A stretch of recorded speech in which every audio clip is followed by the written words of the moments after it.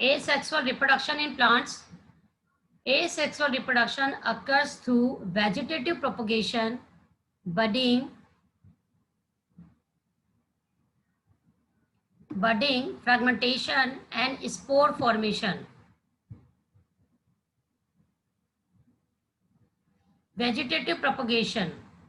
Most plants have roots, stem and leaves. जैसा कि हमें पता है कि अधिकांश प्लांट्स में रूट, स्टेम और लीव्स होती हैं. These are called the vegetative parts of the plant. यह प्लांट्स के वेजिटेटिव पार्ट्स कहलाते हैं. Vegetative propagation is a type of asexual reproduction in which new plants are produced from roots, stem, leaves and buds. तो vegetative propagation एक प्रकार से asexual reproduction का प्रकार है. इसमें नया प्लांट के रूट, स्टेम, लीव्स और बड्स के द्वारा ही प्राप्त किया जा सकता है. Since reproduction is through the vegetative part of the plant, अतः जब प्लांट्स के वेजिटेटिव पार्ट से ही रिप्रोडक्शन होता हो तो इस तरह के रिप्रोडक्शन को हम वेजिटेटिव रिप्रोडक्शन कहते हैं. इसको हिंदी में कायिक जनन कहते हैं हम, कायिक. Bryophyllum has buds in the margin of leaves. ये आपके सामने एक ब्रायोफिलम की लीव्स शो की गई है. तो ब्रायोफिलम की जो लीव्स है इसमें है ना मार्जिन्स पर, ये देखिए मार्जिन्स देख रहे हैं यहाँ पे, ये एक ब्रायोफिलम है. इसको कॉमन नेम है पत्थर चट्टा, इसको हम पत्थर चट्टा कहते हैं. ये तो ये ब्रायोफिलम की एक लीफ है, इसके मार्जिन्स पर ये देखिए किनारे पर. तो यहाँ पे किनारे पे क्या होती है, कुछ बर्ड्स पाई जाती हैं और इन बर्ड्स से क्या होता है कि नए प्लांट्स का ओरिजिन होता है. तो नए प्लांट्स इससे उत्पन्न हो जाते हैं. If a leaf of this plant falls on a moist soil, each bud can give rise to a new plant. यदि इस प्लांट का कोई सा भी पार्ट अगर सोइल पे गिर जाता है और वहां पर उसको मॉइस्चर मिल जाती है तो उसके हर बर्ड से क्या होता है, वहां पर एक नया प्लांट उत्पन्न हो जाता है.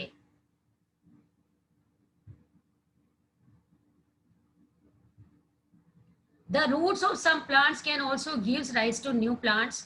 Sweet potato and dahlia are example.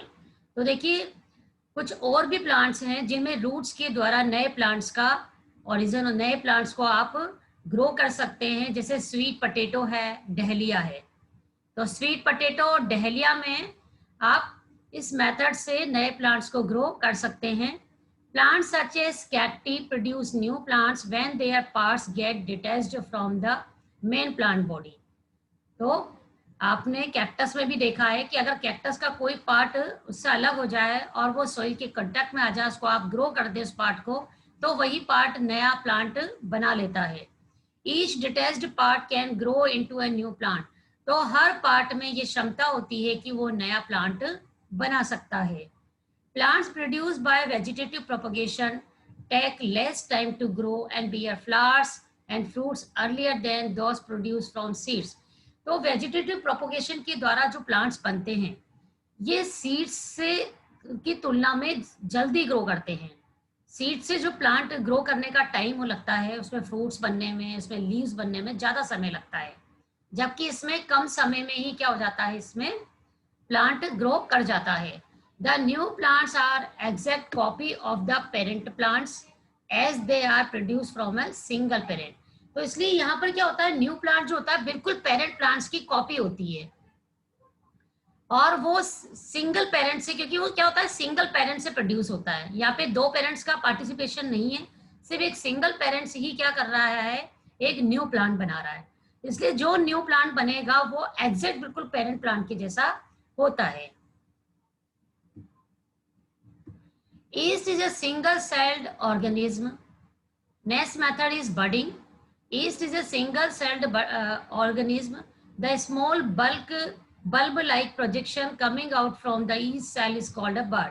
तो yeast आप जानते हैं ये एक वन सेल ऑर्गेनिज्म है और इसमें देखिए कि ये स्मॉल, ये प्रोजेक्शन लाइक इसमें से एक आउटग्रोथ यहाँ पर ग्रो करती है और ये आउटग्रोथ जो होती है इसको हम बर्ड कहते हैं. जो ये प्रोजेक्शन इससे निकल रहा है इसको हम क्या कहते हैं, बर्ड कहते हैं. और ये बर्ड के थ्रू ही क्या होता है इसमें, अब ये बार बार ये प्रोजेक्शन जो है कंटिन्यू होता रहता है, तो एक चेन बन जाती है यहाँ पर, chain of buds. The new yeast cells grow, matures and produce more yeast cell. तो ये हर बर्ड में ये कैपेसिटी होती है कि वो एक नया ईस्ट सेल बना सकती है। In this process continues, a large number of yeast cells are produce in a short time. तो थोड़े ही समय में क्या होता है कि यहाँ पे बहुत सारे नंबर में ईस्ट सेल्स का प्रोडक्शन हो जाता है। तो ये वेजिटेटिव प्रोपगेशन के टाइप्स हैं। Fragmentation, when water and nutrients are available, algae grow and multiply rapidly by fragmentation। तो देखिए फ्रेगमेंटेशन के थ्रू एल्गी में यहाँ पर वेजिटेटिव रिप्रोडक्शन होता है, एसेक्सुअल रिप्रोडक्शन होता है। तो जब एनवायरनमेंट में वाटर अवेलेबल होता है प्रॉपर अमाउंट में और साथ में न्यूट्रिएंट्स भी अवेलेबल होता है, तो उस समय क्या होता है कि ये जो एल्गी के जो थैलस के फिलामेंट्स होते हैं ये क्या होते हैं, फ्रेगमेंटेड, इसमें छोटे छोटे सेगमेंट्स में डिवाइड हो जाते हैं। तो ये देखिए जैसे 2 में डिवाइड हुए तो ये हर सेगमेंट में, फ्रेगमेंट में एक नया एल्गी ग्रो करने की कैपेसिटी होती है। तो ये एल्गी का एक मेथड है जिसमें एसेक्सुअल रिप्रोडक्शन इस मेथड से होता है। नेक्स्ट है spore formation. Fungi on a bread piece grow from spores which are present in the air. तो देखिए ये फंजाई है जो कि ब्रेड के पीस पर ग्रो करती है। इसमें क्या होता है कि स्पोर्स के थ्रू इसमें रिप्रोडक्शन होता है और ये स्पोर एयर में क्या हो जाते हैं, डिस्पर्स हो जाते हैं। ये देखिए जैसे एक ये फंजाई है, फंजाई में स्पोर्स बने और ये एयर में डिस्पर्स हो गए। Where spores are release they keep floating in the air. जैसे ही ये स्पोर्स इस स्पोरेंजियम से बाहर आ जाते हैं, रिलीज हो जाते हैं और ये स्पोर क्या होते हैं, हवा में फ्लोट करने लग जाते हैं, तैरने लग जाते हैं हवा में। The spores are asexual reproductive bodies. As they are very light, they can cover long distance. तो यहाँ पर क्या होता है कि ये जो स्पोर होते हैं इनका वेट बहुत कम होता है, लाइट वेट होता है। तो इसलिए ये क्या होता है, लंबे डिस्टेंस तक ये क्या है, आगे मतलब लंबी डिस्टेंस कवर कर सकते हैं। Each spore is covered by a hard protective coat to withstand unfavorable conditions such as high temperature and low humidity। तो देखिए हर स्पोर के चारों तरफ एक टफ, एक प्रोटेक्टिव कवरिंग होती है। इसकी वजह से क्या होता है कि अगर अनफेवरेबल कंडीशन भी आती है, अगर वातावरण में अनुकूल परिस्थितियां नहीं है, अनफेवरेबल कंडीशन है, जैसे कि बहुत ज्यादा टेम्परेचर है, हाई टेम्परेचर है और उस समय ह्यूमिडिटी कम है, तो इस कंडीशन में भी क्या होता है कि ये इजीली सर्वाइव कर जाते हैं। Under favourable condition spore germinate and develop into a new individual. तो अनफेवरेबल कंडीशन में तो ये क्या है कि जर्मिनेट नहीं होते, बट जैसे इनको फेवरेबल कंडीशन मिलती है, वातावरण इनके अनुकूल होता है, तो ये स्पोर जर्मिनेट करते हैं और जर्मिनेट करके नया प्लांट बना लेते हैं। Plant such as moss and ferns also reproduce by means of spore. तो मॉसेस और फंस में भी जो रिप्रोडक्शन है वो स्पोर्स के द्वारा ही होता है। Sexual reproduction in plants, unisexual and bisexual. The flowers are the reproductive part of plants. The stamens are the male reproductive part and the pistil is the female reproductive part. तो देखिए जो flower होता है, plant में जो flower है वो male reproductive part होता है और यही रिप्रोडक्शन में पार्टिसिपेट करता है।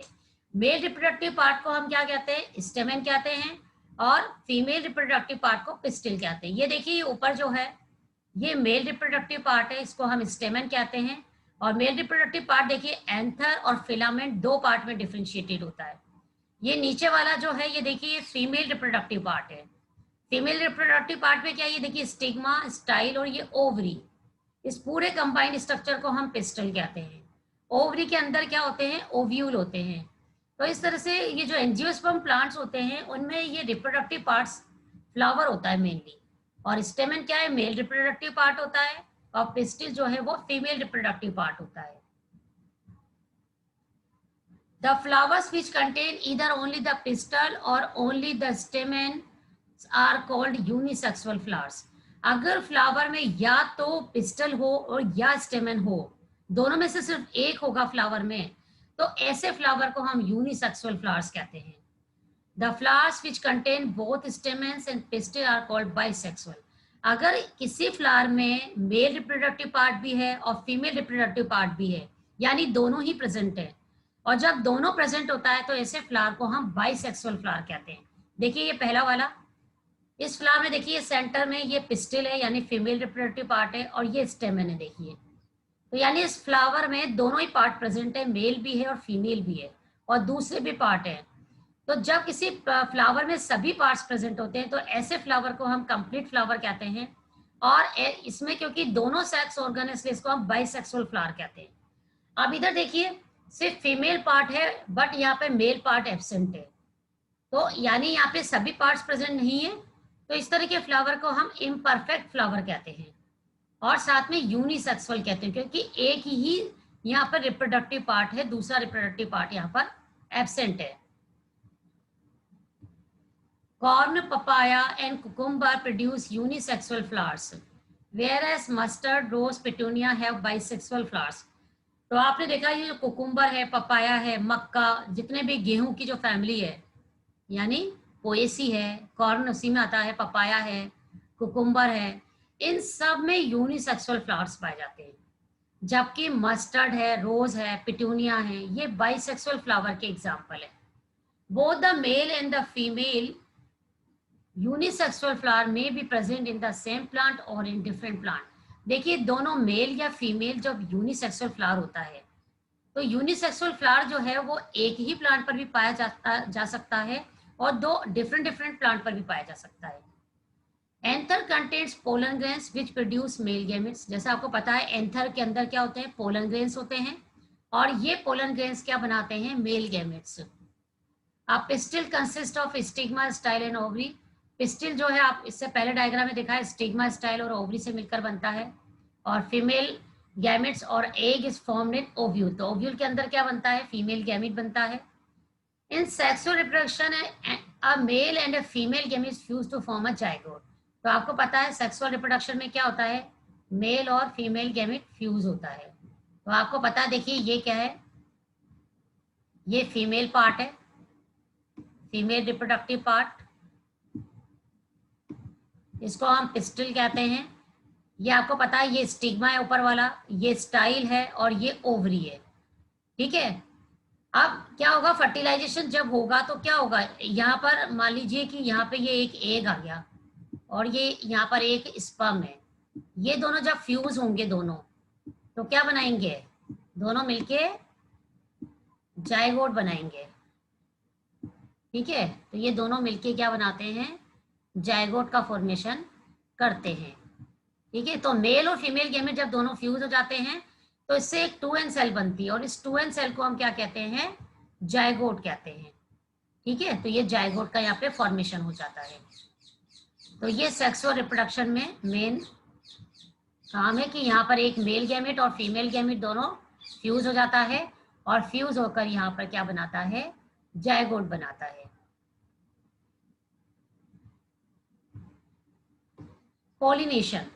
Generally, pollen grains have a tough protective coat which prevents them from drying up. तो जैसा कि आपको पता है कि पोलिनेशन में पोलन ग्रेन्स का इंपॉर्टेंट रोल होता है। ये पोलन ग्रेन्स जो है इनके चारों तरफ एक प्रोटेक्टिव कोट होता है, एक सुरक्षात्मक कवच होता है जो इन्हें क्या होता है कि बाहर जो ड्राइंग यानी जो कि ड्राई कंडीशन है उससे इसको प्रिवेंट करता है, इसको बचाता है। Since pollen grains are light, they can be carried by wind to or water. तो यहाँ पे क्या है कि जो पोलन ग्रेन्स होते हैं वो वेट में लाइट होते हैं, इसलिए ये आसानी से विंड और वाटर के द्वारा पॉलिनेटेड हो जाते हैं। Insect visit flowers and carry away pollen on their bodies. तो आप देख सकते हैं जो इंसेक्ट, जो कुछ फ्लावर्स पर इंसेक्ट जब विजिट करते हैं उसके चारों तरफ आते हैं तो उनकी बॉडी के ऊपर भी पोलन ग्रेन्स लगे रहते हैं। Some of the pollen lands on the stigma of a flower of the same kind. तो कई बार आपने देखा है कि स्टिग्मा के ऊपर कुछ पोलन ग्रेन्स आ जाते हैं। The transfer of pollen from the anther to the stigma of a flower is called pollination. देखिए ये यहाँ पर ये स्टिग्मा है और ये पोलन जो है ये देखिए इसके ऊपर आ रहे हैं। तो एक फ्लावर के एंथर से पोलन ग्रेन्स कहाँ आ जाए, दूसरे फ्लावर की स्टिग्मा पर आ जाए। तो ये जब स्टिग्मा पर आ जाता है तो इस तरह के ट्रांसफर की मैकेनिज्म को हम पोलिनेशन कहते हैं। When the pollens of flower land on stigma of another flower of the same plants or that of different plant of the same kind, it is called cross pollination. यदि एक flower का pollen grain दूसरे flower की stigma तक अगर transfer होता है तो इसको हम क्रॉस पॉलिनेशन कहते हैं। तो यहाँ पे पॉलिनेशन सेल्फ प्लांट पर नहीं होता, दो अलग अलग प्लांट पर होता है। देखिए सेल्फ पॉलिनेशन और क्रॉस पॉलिनेशन में क्या डिफरेंसेस है। First, self pollination, pollen grains are transfer to the stigma of the same flower. जब एक सेम फ्लावर की स्टिग्मा पर ही फ्लावर्स के पोलन ग्रेन्स क्या हो जाते हैं, ट्रांसफर हो जाते हैं, तो इसको हम सेल्फ पॉलिनेशन कहते हैं। क्रॉस पॉलिनेशन मतलब जब pollen grains are carried to stigma of another flower, तो जब एक फ्लावर के पोलन ग्रेन्स दूसरे फ्लावर की स्टिग्मा पर जाकर अगर जर्मिनेट होता है, तो इस तरह के ट्रांसफर को हम क्रॉस पॉलिनेशन कहते हैं।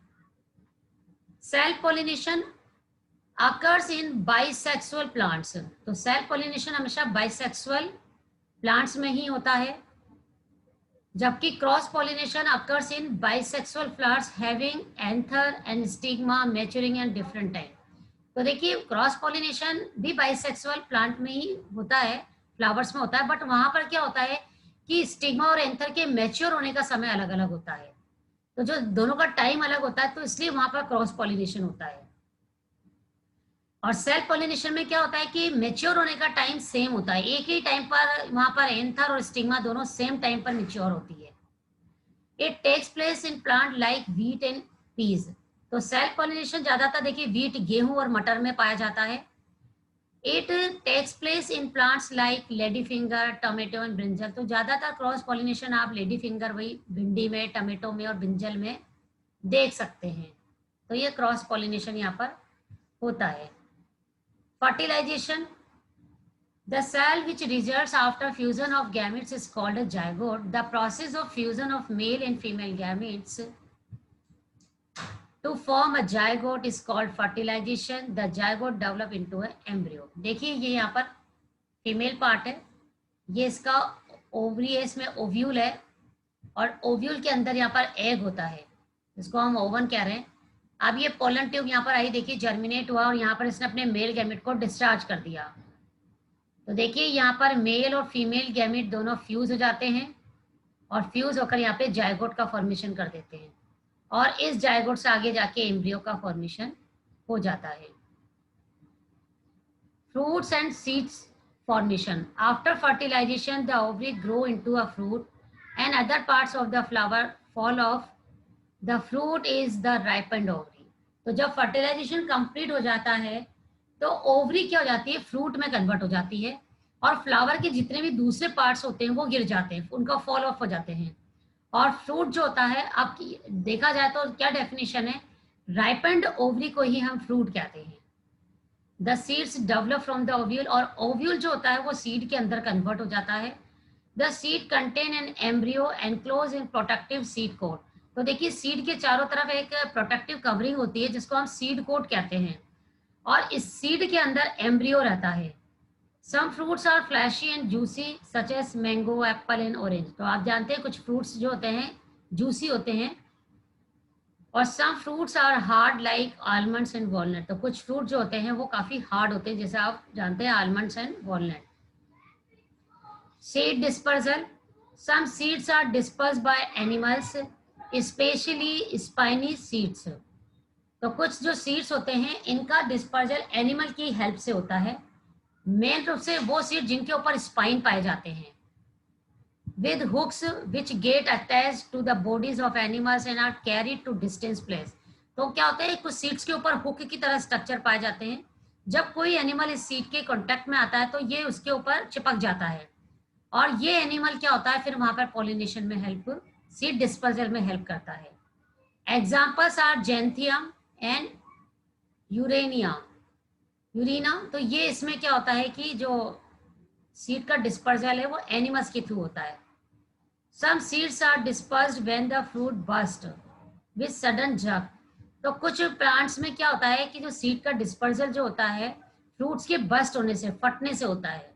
The seeds are scattered far from the parent plant। तो यहाँ पर क्या होता है, पेरेंट्स प्लांट से सीड्स काफी दूरी पर जाके गिरते हैं। This happen in the case of castor and balsam। तो ये कैस्टर और बाल्सम ऐसे प्लांट है जिसमें सीड का डिस्पर्सल जो है काफी पेरेंट प्लांट से काफी दूरी पर होता है। देखिए ये एसेक्सुअल रिप्रोडक्शन और सेक्सो रिप्रोडक्शन में क्या डिफरेंस है? Only one parent plant is involve. A sexual reproduction में देखिए सिर्फ और सिर्फ वन प्लांट यहाँ पर पार्टिसिपेट करता है, जबकि सेक्सुअल रिप्रोडक्शन में देखिए both male and female parents are involve. तो यहाँ पे मेल और फीमेल दोनों ही यहाँ पर पार्टिसिपेट करते हैं। ए सेक्सुअल रिप्रोडक्शन अकर्स इन यूनिसेक्सुअल प्लांट, ये सिर्फ यूनिसेक्सुअल प्लांट्स में पाया जाता है, जबकि सेक्सुअल रिप्रोडक्शन जो होता है बाइसेक्सुअल प्लांट्स में पाया जाता है। Asexual reproduction occurs in lower plants, ये लोअर प्लांट्स में पाया जाता है, जबकि sexual reproduction occur in higher plants, ये हायर प्लांट्स में पाया जाता है। Reproductive organs are not present, इसमें एसेक्सुअल रिप्रोडक्शन में यहाँ पर रिप्रोडक्शन के लिए कोई रिप्रोडक्टिव ऑर्गन नहीं होता है, जबकि सेक्सुअल रिप्रोडक्शन में fully developed reproductive part are present. तो सेक्सुअल रिप्रोडक्शन में आपने देखा कि यहाँ पर वेल डेवलप्ड रिप्रोडक्टिव पार्ट्स पाए जाते हैं। In most of the method the original parent disappear. तो ज्यादातर एसेक्सुअल रिप्रोडक्शन में क्या होता है कि जितने भी मेथड्स होते हैं उसमें मेन जो पेरेंट होता है वो डिसअपियर ही हो जाता है। Original parent remain alive after process of reproduction, जबकि सेक्सुअल रिप्रोडक्शन में क्योंकि दोनों ही पेरेंट्स का पार्टिसिपेशन होता है, इसलिए रिप्रोडक्शन के बाद भी दोनों पेरेंट्स जो है अलाइव रहते हैं, जिंदा रहते हैं, उनका उसमें पार्ट रहता है। प्रोसेस लाइक गैमेट्स फॉर्मेशन और फर्टिलाइजेशन नॉट सीन। तो एसेक्सुअल रिप्रोडक्शन में गैमेट्स के फॉर्मेशन और उनका फर्टिलाइजेशन जैसा प्रोसेस नहीं देखने को मिलता है। Fertilisation of gametes give rise to zygote, जबकि सेक्सुअल रिप्रोडक्शन में गैमेट्स फ्यूज होते हैं और फर्टिलाइज हो जाते हैं और उसके बाद जायगोट का फॉर्मेशन करते हैं। Characteristics of only one parent is inherited. तो देखिए कि एसेक्सुअल रिप्रोडक्शन में क्योंकि एक ही पेरेंट पार्टिसिपेट करता है, इसलिए यहाँ पर सिर्फ और सिर्फ एक पेरेंट का ही कैरेक्टर आगे प्रोजेनी में जाते हैं। Characteristics of both parents are inherited, और यहाँ पर सेक्सुअल रिप्रोडक्शन में दोनों पेरेंट्स पार्टिसिपेट करते हैं, इसलिए यहाँ पर दोनों के ही जो कैरेक्टर्स हैं वो इनहेरिटेड होते हैं। No need of seeds. तो एसेक्सुअल रिप्रोडक्शन में सीड्स की आवश्यकता नहीं होती है। Seeds are used to get new plants from a flower, जबकि क्या होता है कि सेक्सुअल रिप्रोडक्शन में फ्लावर का जो सीड है इससे ही न्यू प्लांट ग्रो करता है, तो इसलिए यहाँ पर सीड की रिक्वायरमेंट होती है।